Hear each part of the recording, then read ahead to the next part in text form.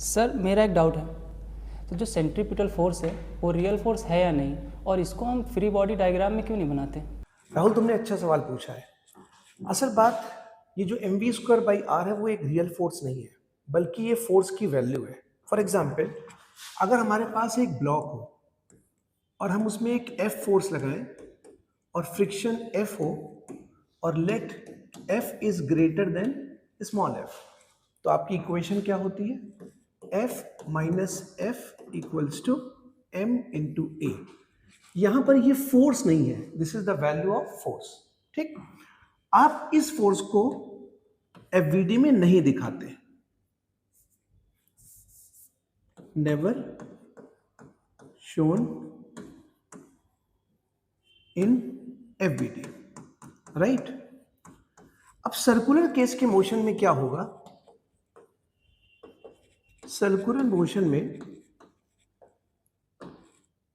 अगर कोई पार्टिकल किसी भी कर्व सरफेस में कांस्टेंट स्पीड v से जा रहा है और उस कर्व सरफेस की रेडियस बेटा r है, तो ऑलरेडी आपको पहले से ही पता है कि एक्सेलरेशन जो है वो v²/r है। तो बड़ी अजीब बात है, आपको इस इक्वेशन में ऑलरेडी ma पता है, और ये जो एक्सेलरेशन है ये टुवर्ड्स द सेंटर है बेटा, टुवर्ड्स द सेंटर है, यानी v²/r। तो अब केस उल्टा है, वहां पे नेट फोर्स था तो पूछा गया था कि एक्सेलरेशन कितना है।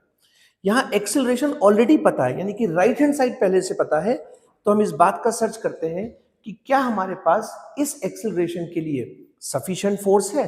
तो हम सारे रियल फोर्सेस का वेक्टर सम करते हैं टुवर्ड सेंटर और उसको बराबर करते हैं ma, जो ऑलरेडी है mv²/r।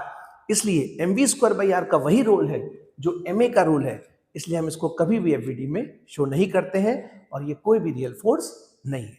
I hope you understand. Okay sir, समझ में आ गया, थैंक यू।